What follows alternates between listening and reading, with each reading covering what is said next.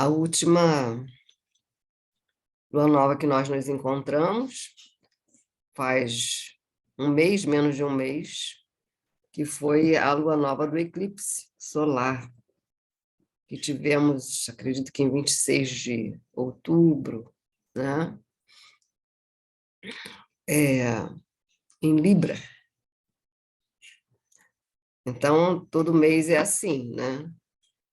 A lua nova no mês seguinte vai ser na constelação seguinte, assim como a lua cheia do mês seguinte vai ser também com a lua na constelação seguinte. Em algum momento pode ser que pule assim, já para uma mais adiante. Ano que vem a gente pode ver isso. Então, a última lua cheia, que foi dia 8 de novembro, foi com a lua em Áries, então a próxima lua cheia, que será daqui uns 16 dias, será em Touro. Porque agora nós estamos visitando o eixo de Touro com Escorpião. Então, mês a mês, não mês do nosso, né, de 30 a 31 dias, mas mês lunar, que é de 28, 27, 28 dias, que ele muda. Esse período que nós chamamos de uma lua nova até a próxima lua nova, ou de uma lua cheia até a próxima lua cheia, mas normalmente é usado mais da lua nova para a lua nova. Se chama lunação. E no passado, o calendário baseado nas lunações era mais utilizado, bem mais utilizado. O calendário solar e não lunar, ele chega posteriormente. Por quê? Porque a Lua a gente tem como ver onde ela está no céu, desde que o céu não esteja nublado. Se o céu for limpo, a gente sabe onde a Lua está. Dá para olhar com os olhos, né? O Sol não, o Sol a gente não tem como olhar para o Sol com os olhos. E saber onde ele está no céu em relação às constelações, porque quando o Sol chega, o dia, né? A luz do dia, não se vê estrelas. E já a Lua, à noite, a gente consegue ver as estrelas. É outra forma de visualização que foi de onde a astronomia e a astrologia nasceram. Como que a gente vai observar as constelações zodiacais, né, conhecidas como a do caranguejo, a do carneiro, a do leão, a da cabra, dos peixes, à luz do dia?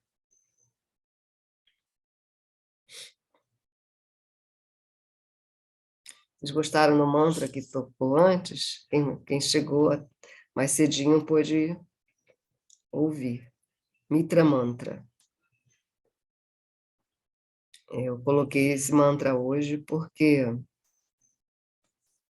a lua nova ela vai ser amanhã, tá, gente?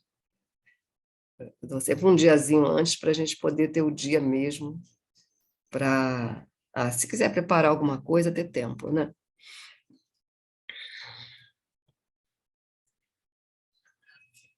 Então, a lua ela estará reunida a um nakshatra chamado Anuradha, que tem regência de Mitra Deva. Então, os nakshatras são assim. A palavra nakshatra tem várias traduções. Uma delas é o campo de estrelas, né? Mas também são conhecidos como as mansões da Lua. um significado de que a cada noite a Lua vai residir numa dessas mansões. São as mansões da Lua, são as casas lunares, traduzido no sânscrito, nakshatra. E, ao longo da alunação, ela vai passando um de cada vez. E, ao longo do ano, nas luas novas, nas luas cheias principalmente, isso vai acontecer, né, em algum nakshatra, com a Lua junto a algum desses 27 nakshatras, que são estrelas. Os nakshatras são estrelas. Mesmo quando a gente fala, quando na astrologia védica nós falamos assim, Áries, Escorpião, Capricórnio, todas essas constelações possuem nome em sânscrito. O carneiro, ele se chama Mesha, o touro se chama Vrishabha, o gêmeo se chama Mithuna, o câncer se chama Karka, o leão se chama Simha, virgem se chama Kanya, Libra, Tula, Escorpião, Vrishtika. E a Lua, então, será amanhã novinha, na constelação do Escorpião, que é uma constelação de alta visibilidade. As estrelas que compõem toda a constelação do Escorpião, são de alta visibilidade, tendo uma famosa bem no centro dela, chamada Antares, né? Uma das estrelas que compõem a constelação do Escorpião, é uma muito famosa, chamada Antares, porque ela, inclusive, se destaca na coloração dela em relação às outras estrelas que estão na constelação. Ela tem um tom avermelhado. Mas a lua nova não vai ser direcionada a Antares, vai ser direcionada à parte que os astrônomos chamam a cabeça do Escorpião. Já Antares é considerado o coração do Escorpião.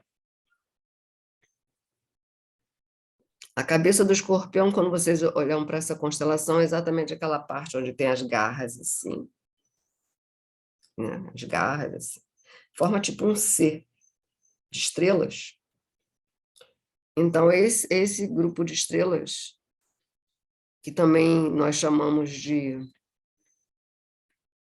asterismo, asterismo é um agrupamento de estrelas, não necessariamente uma constelação. É um grupinho de estrelas que está ali dentro daquela constelação. Então, esse agrupamento de estrelas, no sânscrito, se chama Anuradha. Anuradha. Palavra longa, no sânscrito, que tem belíssimos significados. E para cada asterismo lunar, existe duas regências. Uma é o planeta regente. A outra a gente chama de Devata, ou deidade, regente daquele nakshatra. Esse finalzinho, tra, vem de Tara, que significa estrela.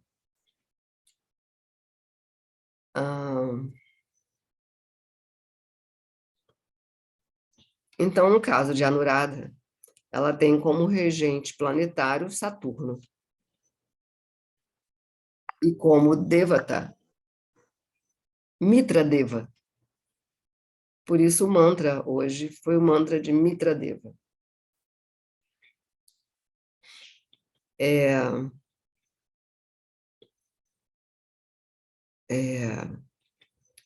Apesar de Escorpião ser regido por Marte, né? E é um lugar de muitas regências. Também a regência paralela de Plutão, Escorpião, né?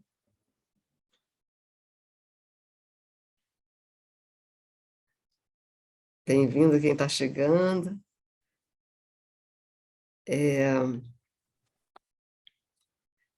Então, vou falar para vocês um pouco disso tudo. Vou mostrar aqui primeiro para vocês o mapa. Compartilhar aqui com vocês a tela do mapa, para vocês saberem o horário, que será o horário exato da lua nova, 19h58, na verdade, bem perto do horário agora que começamos, né? É o momento exato da lua nova, amanhã, dia 23. A 7 graus de Escorpião. Então, esses 7 graus de Escorpião é bem no primeiro decanato, né? O decanato vai de 0 a 10 graus. Então, bem no primeiro decanato de Escorpião, aí a regência de Marte ela é intensificada. Porque Escorpião já é regido por Marte mesmo, principalmente o primeiro decanato.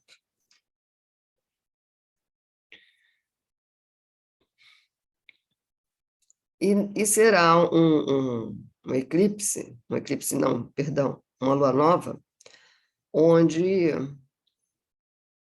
terá a presença, né, de outros 2 planetas, que é uma conjunção Mercúrio-Vênus. Não estarão em combustão, essa conjunção não vai estar sofrendo combustão do Sol, mas está ali, junto, né, acompanhando o momento da lua nova.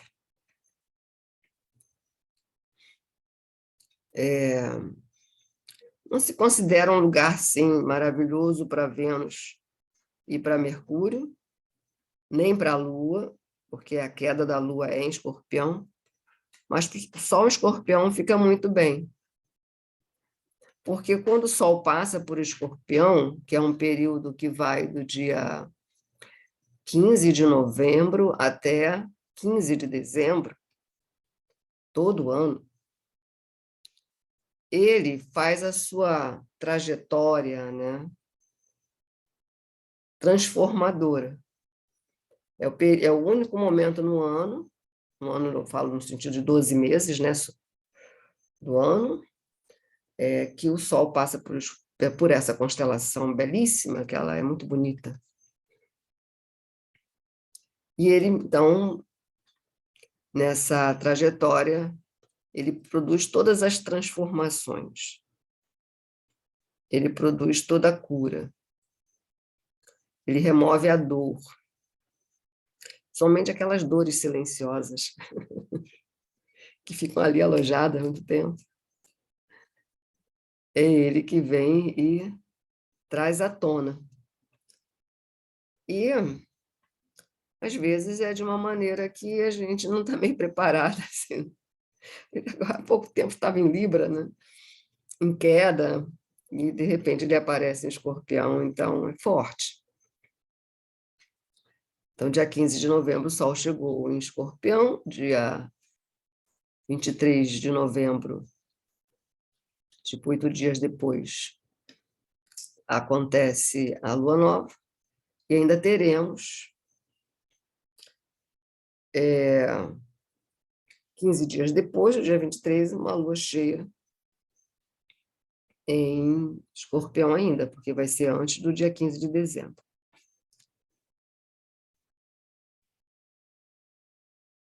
Ok? Aqui vocês podem ver o nome abreviado Anu. Anu vem de Anuradha.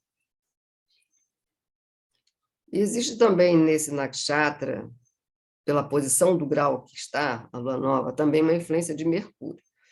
E Mercúrio ele tem aí, pode ter aí um papel interessante, porque, de acordo com a astrologia védica, mesmo que Vênus e Mercúrio estejam juntos, tem que estar juntos, em signos que não são benéficos para eles,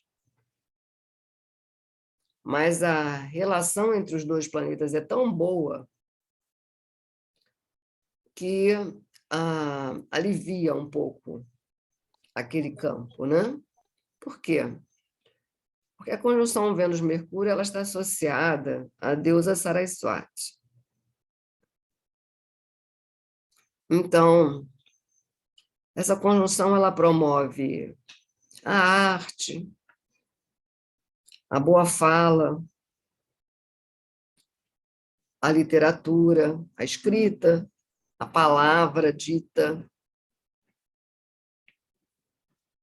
Então, essa lua nova ela está trazendo essa profunda purificação, limpeza, cura, transformação, vida e morte. Aliás, o contrário, né? Morte e vida. E nos levando para essa direção, a direção de um diálogo, de um belo diálogo, né? Srivacha é outro nome de Saraswati. Srivacha, aquela da boa voz.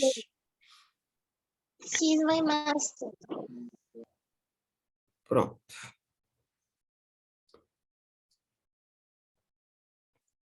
E com isso, vale a pena, né? Aquela Srivacha, aquela da Sri em sânscrito é traduzido como bela, e também é um nome para a deusa Lakshmi. E a palavra Vacha é de onde vem o termo voz na nossa voice, né? Em inglês e voz no português. Deve ser outros idiomas, deve ser mais ou menos por aí também. Vacha, ou vaca, é outra forma de falar. Vaca. Então, existe esse encaminhamento, é como se fosse um encaminhamento, né? O Sol, junto com a Lua, faz todo o processo cirúrgico e depois encaminha, né, para as mãos da grande deusa Saraswati. E eu posso falar para vocês um pouco sobre Mitra Deva também, que é o Devata do Nakshatra Anuradha. Essa divindade, ele foi por muito tempo, o deus dos persas.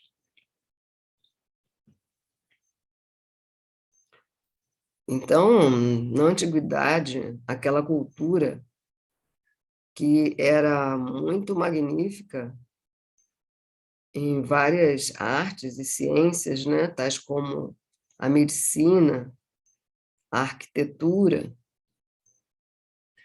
a filosofia, a literatura, eles construíam templos dedicados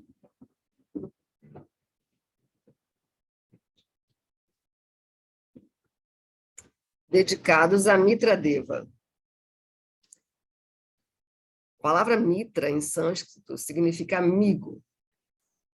E havia uma proposta naquela cultura antiga de gerar boas alianças entre os povos, onde os povos podiam, então, realizar suas trocas, fazer seus negócios, né? A partir do que cada um produzia, dependendo da região que eles existiam, que eles cultivavam, né? Suas terras, então, os itens que eram característicos de uma região e não da outra região, aí os itens da outra região que não possuía no outro lado. Então, havia então esse livre comércio, né? Essa troca. Então, Mitra Deva, ele era essa divindade amistosa. Ele tinha um aspecto interessante, né? A face de um leão, e ereto, com os pés juntos, porque a face era de leão, mas o corpo não, de uma pessoa. E carregando na mão um cetro, na ponta desse cetro um globo. Isso muito tempo atrás, né? Seria, então, exatamente esse globo terrestre, né? Então, cruzado assim, sobre o peito. Infelizmente, essa cultura ela foi muito massacrada, né? Nos tempos antigos, mas eles prosperaram muito, muito mesmo. O zoroastrismo foi também muito difundido naquela região. O Mitra é, de um certo modo, deus de Zoroastro, que é de onde também vem muito conhecimento astronômico. Muita coisa, né?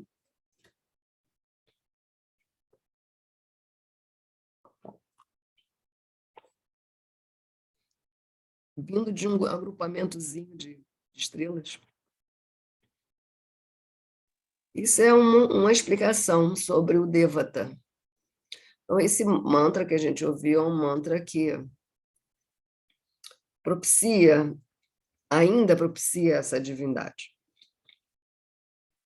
Mitra também é considerado um dos 12 Adityas. 12 Adityas, quem são os Adityas? A palavra Aditya significa sem mancha, ou seja, puro. Os 12 Adityas, eles são 12 deuses solares, que eles, respectivamente, assim, cada um rege um mês solar, mas esse mês solar não é como está na astrologia do Ocidente, né? Que considera que 21 de março começa Áries, 21 de abril começa Touro, não é assim, tá? É uma outra contagem. Nós vamos ter um curso esse fim de semana, na verdade será no sábado à tarde. Vocês estão todos convidados a participar.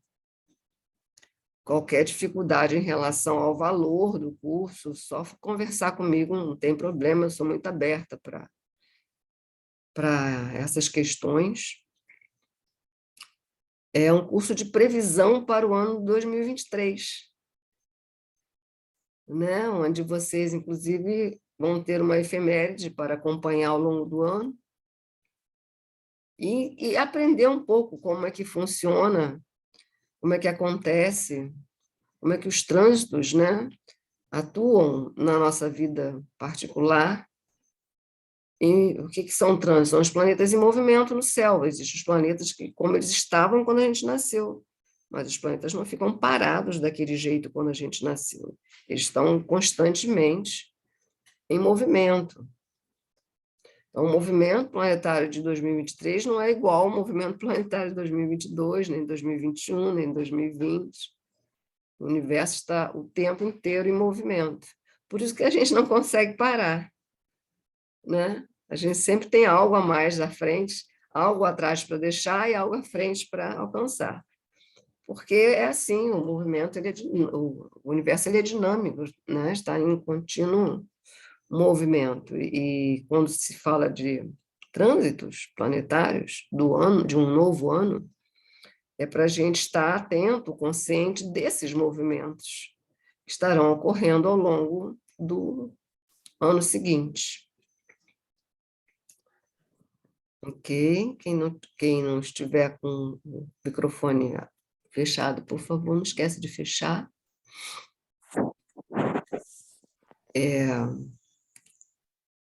E aí, tem algo também acontecendo em relação a essa lua nova, que é o próprio regente de Escorpião, que é Marte, estando em oposição ao Escorpião. Marte agora ele está fazendo oposição a Escorpião, ele está em Touro, na constelação do Touro, na constelação oposta, e retrogradando, que é algo que acontece só a cada 2 anos para Marte. Ele está agora retrogradando em Touro, e permanece essa retrogradação em Touro até metade de janeiro. Vamos entrar o ano novo com ele em retrogradação. Então, o que que isso significa, né?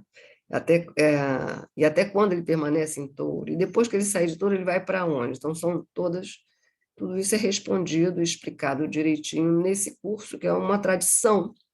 Todo ano, em novembro, esse curso acontece, a respeito do ano seguinte. O curso de previsão de novembro de 2021, eu falei sobre... Porque o que aconteceu? Deixa eu explicar. Foi exatamente no Escorpião. Não que fosse uma lua nova, mas o ano novo passado, quando nós passamos, né, de dezembro para janeiro, aconteceu uma conjunção Lua e Marte em Escorpião. Lua, Marte, Escorpião e Nó do Sul também. E eu falei isso durante isso aqui, significa que haverá guerra. Isso em novembro, né? E também que haveria mais à frente, em fevereiro, março, que foi quando começou o problema na Ucrânia, uma conjunção de Vênus com Marte, em Sagitário já, que formou o que a gente chama em sânscrito, em Jyotish, astrologia védica chama Jyotish, né? Graha Yudha. Graha Yudha significa guerra planetária. Graha quer dizer planeta. Yudha significa uma conjunção tão próxima entre dois planetas que eles entram em guerra. E Marte e Vênus permaneceram assim, com menos de 1 grau de distância um do outro, em Sagitário, por muito tempo. E foi exatamente ali, naquele momento, que tudo começou na Ucrânia. Então, as previsões que são feitas junto às Jyotish, junto à astrologia védica, elas são muito precisas, né? Para que eu quero saber que vai acontecer guerra lá? Porque, assim, nós somos uma unidade, né? Nada está separado. O que acontece lá nos atinge também, o que acontece aqui atinge lá também, né? E precisamos estar conscientes para saber o que extrair desses momentos, né? O que fazer durante essas épocas, né? O que podemos, através dessas circunstâncias, tempo, lugar e circunstância, evoluir também, apesar de tudo. Qual é o nosso papel, né? Então, é interessante a gente não deixar de considerar que está havendo essa oposição de Marte, o regente Escorpião, retrógrado, à Lua Nova, que vai ser amanhã, né? Na verdade, a Lua permanece numa constelação 2 dias e meio. Então, a oposição já está para a Lua já está acontecendo ontem, hoje e amanhã. Não, desculpa. Amanhã, depois e depois de amanhã. Dia 23, 24 e um pouco do dia 25. Mas a oposição de Marte, de Sol com Marte, Marte em Touro e Sol em Escorpião, não, ela é de 15 de novembro a 15 de dezembro, tá? É só nesse período. A Lua é mais curtinho, só 2 dias, e com o Sol é praticamente 30 dias. Agora eu vou falar para vocês um pouco sobre esse Aditya, né? São os 12 dias, os 12 deuses solares. Adityas são deuses solares. Por quê? As culturas antigas elas consideravam o Sol como o grande purificador, né? De certo modo, é mesmo, né?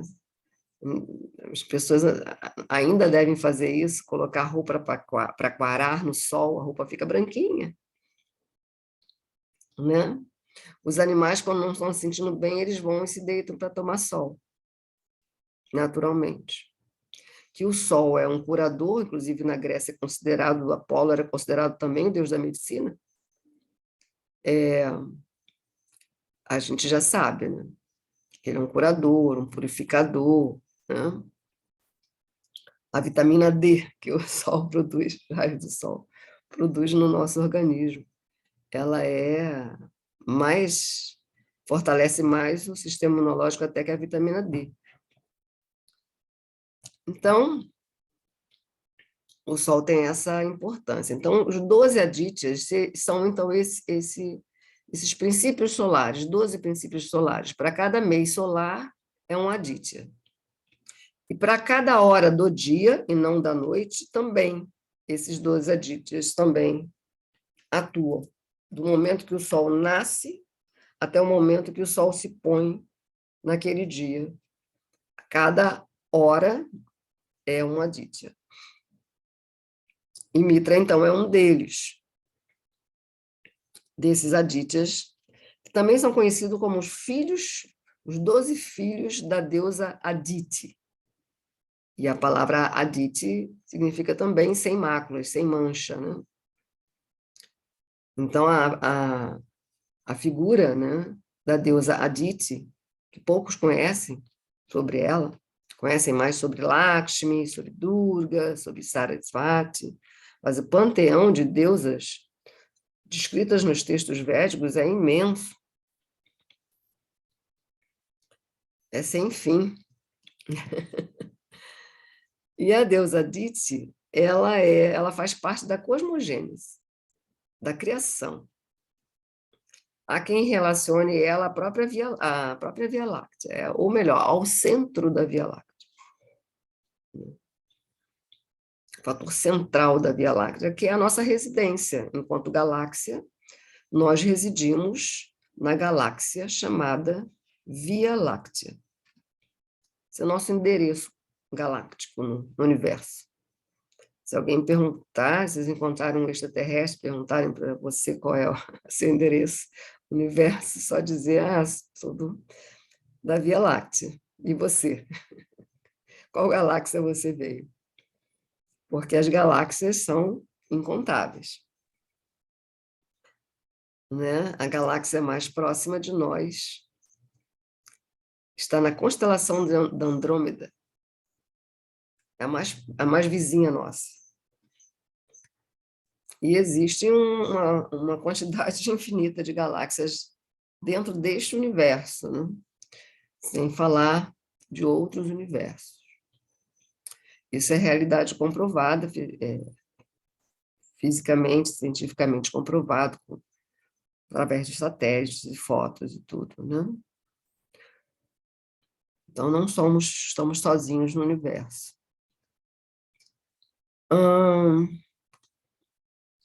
Então, Mitra tem essa importância. E outro fator também aqui é este nome. O nome, né, Namarupa, o nome em sânscrito, não são vagos, não são vazios.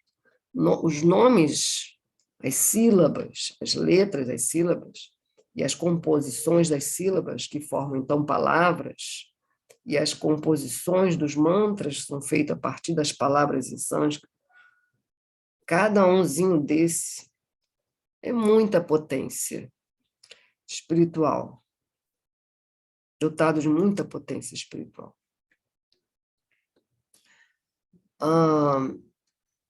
E a palavra Anuradha, ela é praticamente dividida em duas. Anu e Radha. Anu, Radha. Anu, em sânscrito, a gente pode entender como o que vem a seguir ou aquele que segue. Né?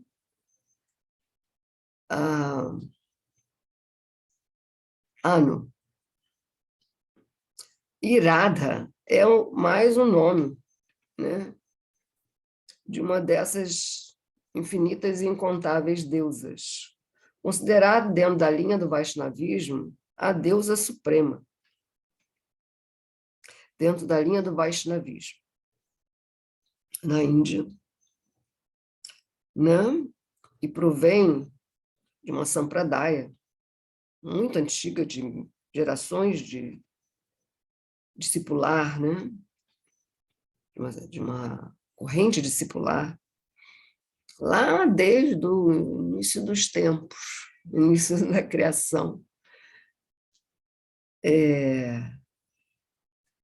Considera Radha a deusa suprema. Né? É mais fácil a gente entender aqui no Ocidente sobre Deus Supremo, né? Senhor Supremo, o Senhor Todo-Poderoso, porque nós tivemos uma influência da cultura patriarcal muito poderosa. É tão forte que a gente quase não lembra de que houve um tempo na Terra onde o que era mais exercitado era o culto à deusa, ou à grande mãe, ou até mesmo a mãe natureza, ou a mãe cósmica, a mãe divina. Ficou muito para trás, né? Através do cristianismo, houve um resgatezinho assim, sobre isso, na Europa, no momento que o negócio estava feio por lá, né? E estava havendo uma dizimação da espécie feminina. E aí houve um pronto-socorro e se estabeleceu no trono, né, no altar de adoração, Maria, a mãe de Jesus, que até então era apenas a mãe de Jesus, não era a Nossa Senhora, né? Uma deusa assim, imaculada, de santa pureza, não era. Isso foi um SOS. Deveria-se, então, restabelecer dessa maneira, muito recatada, né? O culto à Grande Mãe. E aí nós temos também, em alguns segmentos do cristianismo, a adoção desse culto, em outros não. É por isso, porque teve um período que realmente não havia. Mas, assim, no tempo muito antigo, isso acontecia. Muito antigo, eu estou falando, né, pessoal, milênios antes, né?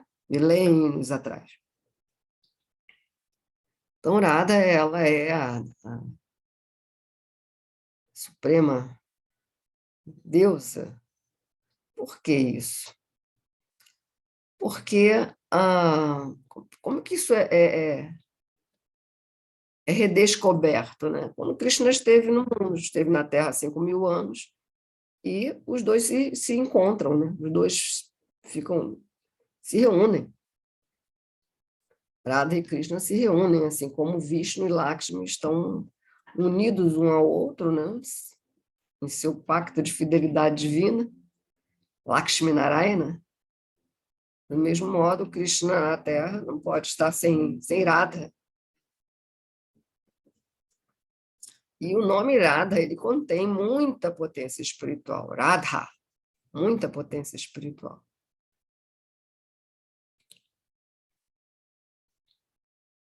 Então, Anuradha, aquela que segue Radha.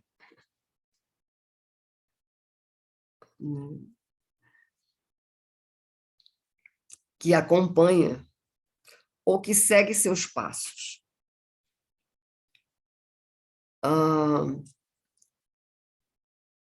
Por isso, a Anuradha é um nakshatra nakshatra é conhecido como aquela que segue o caminho que os espiritualistas trilham.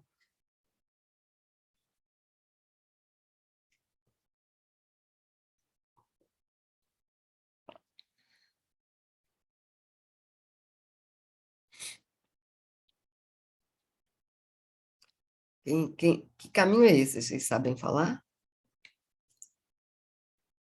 Que tipo de caminho é esse que os espiritualistas trilham? Vou tirar aqui um pouquinho o compartilhamento para poder ver se alguém quiser se pronunciar. Aí eu vejo.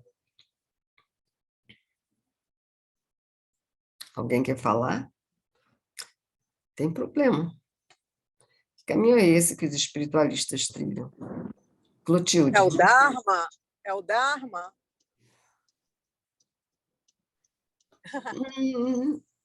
Também, né? Porque a pessoa não precisa ser espiritualizada ou ter uma busca espiritual para praticar seu Dharma. Porque Dharma é cumprir o dever. Então, se a pessoa ela cumpre o seu dever de pai, seu dever de mãe, seu dever de filho, por exemplo, existem outros, claro, deveres, né? Deveres para com a sociedade. Ela está cumprindo um Dharma, está cumprindo o seu Dharma direitinho. Seu Dharma como esposa, como esposo também, né? A partir da profissão que exerce. Dharma, cumprir o Dharma é cumprir o dever, né? O dever que foi adotado, né, de alguma maneira, né? Então, não necessariamente o caminho que os espiritualistas trilham seja somente o caminho do Dharma. Haverá Dharma, com certeza, né?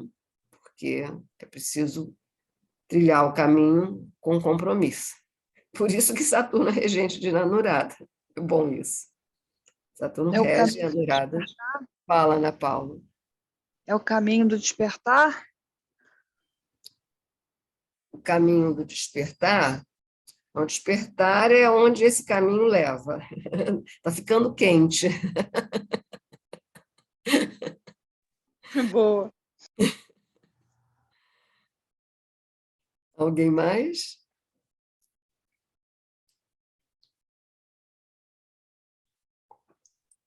Colocaram no grupo o Caminho da Devoção. Quem falou? Redmi Note. Quem é Redmi Note? Sou eu, Juliana. Acho que eu entrei pela senha e aí não está aparecendo meu nome. Juliana Alves. Isso. Tá bom. Eu estou vendo que tem muitos. Onde é que está o chat? Aqui.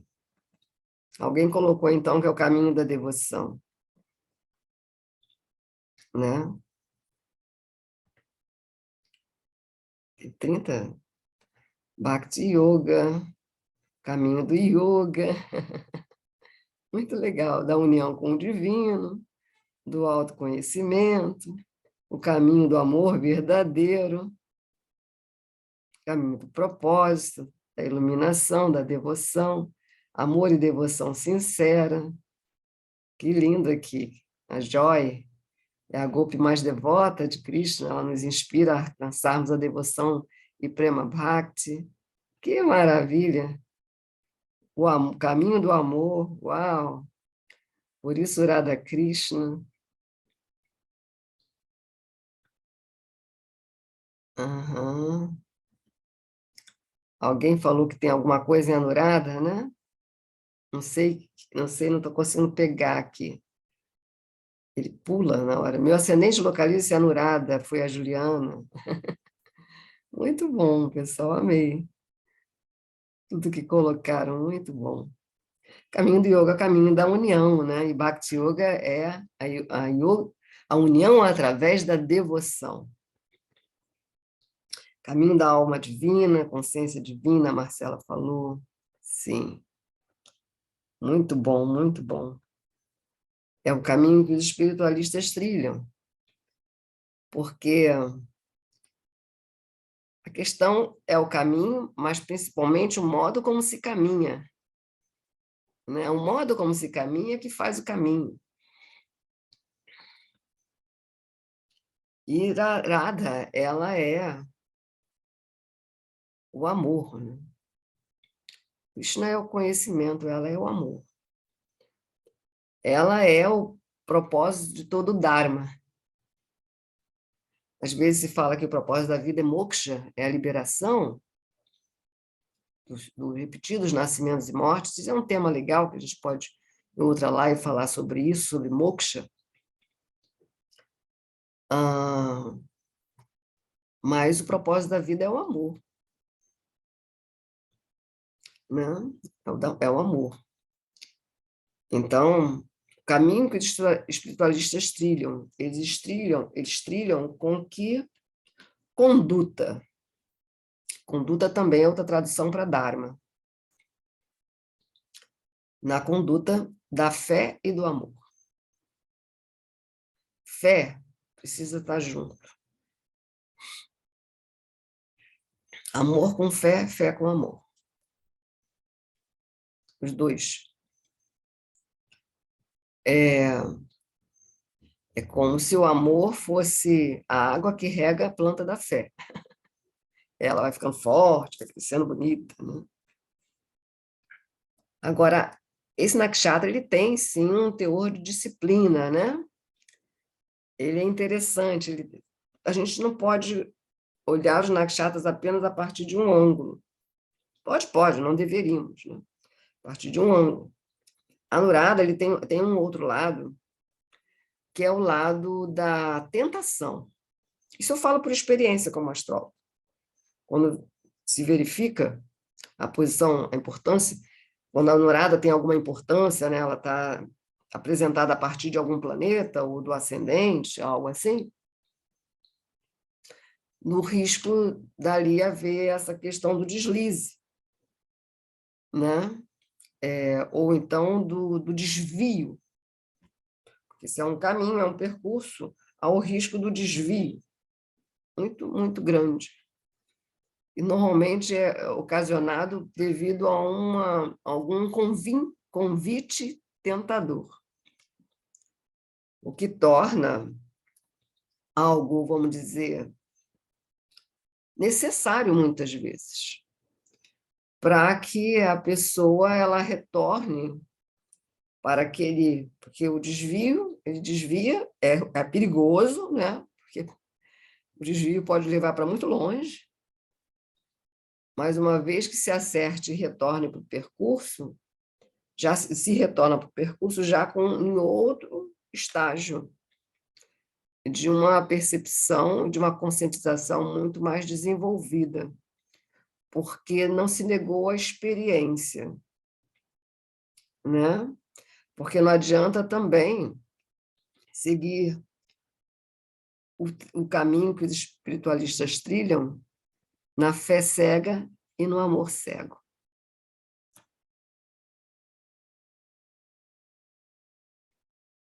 Né? Então, a Anuradha, em alguns casos, ela também pode representar um fervor, não importa se seja fervor religioso ou fervor do que quer que seja, né? Fanático, do fanatismo, que, de acordo com alguns mestres, é um grande perigo, porque o fanatismo ele é muito destrutivo para todos, inclusive para a própria pessoa. Então, vamos refletir, né? Porque Escorpião é um signo de introspecção, né? Da gente encarar nossas batalhas internas, da gente enxergar o que está acontecendo dentro. Se dá essa oportunidade. É uma lua nova, ou seja, é uma lua de renovação, apontando para novos inícios, né? E nos levando para essa conjunção Mercúrio-Vênus, que é uma conjunção que sempre que ela acontece envolve a presença da deusa Sarasvati, que é o conhecimento, né? O conhecimento que não pode faltar. Então, forma a tríade: fé, amor e conhecimento. Para que a fé e o amor não sejam cegos, né? E não gere, então, o destrutivo fanatismo. Né? O conhecimento é que nos torna lúcidos, E aí esse amor e essa fé são sadios, só fazem o bem. Ok? Queridas, alguma coisa mais que queiram falar? Aqui parece que tem uma coisa bonita aqui, a deusa transcendental. A Joy está inspirada, gente. A deusa transcendental, Srimati Radharani, é a contraparte direta do Senhor Sri Krishna. Ela é a figura central de todas as deusas da fortuna. Ela possui toda a capacidade.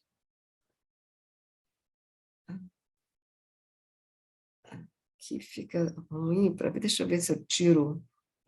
Se eu tiro aqui, aparece fechar. De atrair a pessoa divina, que é aquele que atrai a todos. Ela é a potência interna original do Senhor. Simone. Obrigada, querida. Ela possui toda a capacidade de atrair a pessoa divina, que é aquele que atrai a todos. Ela é a potência interna original do Senhor. Ela é a potência interna original do Senhor. Hiladni Shakti, essa potência interna. Sem essa potência interna, o Senhor Krishna, não se vê movido para fazer alguma coisa, nem para vir cumprir o próprio dharma dele. Não se vê movido. Quem move é Shakti. Quem move, Senhor Krishna, é Radha.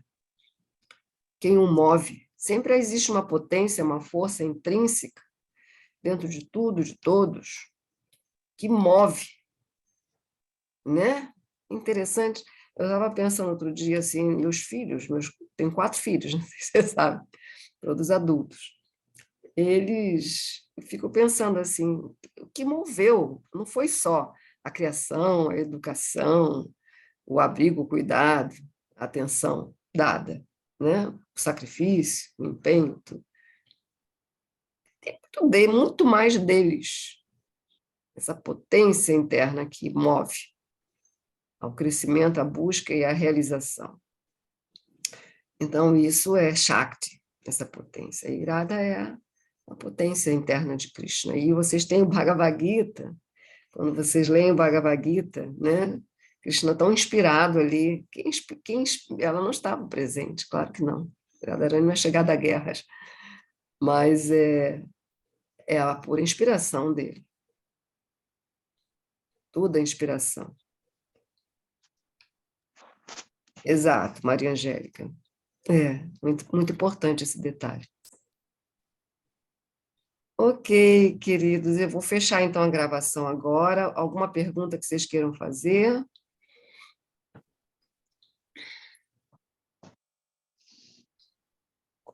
Vou fechar a gravação, tá? Para poder colocar o mantra para vocês. Ele é bem rápido, ele dura 1 minuto e pouco. Para quem não pôde ouvir na entrada da live, poder ouvir agora no finalzinho, tá? E se alguém quiser esse mantra, me fala que eu mando o link, só me mandar uma mensagem no WhatsApp. Está bem? Então, muito obrigada pela presença de vocês, todos. Eu acho que Oi, Simone, tá linda, toda estrelada. Obrigada, querida, pelo seu suporte aí esses dias, viu? Bom de viver. Gratidão.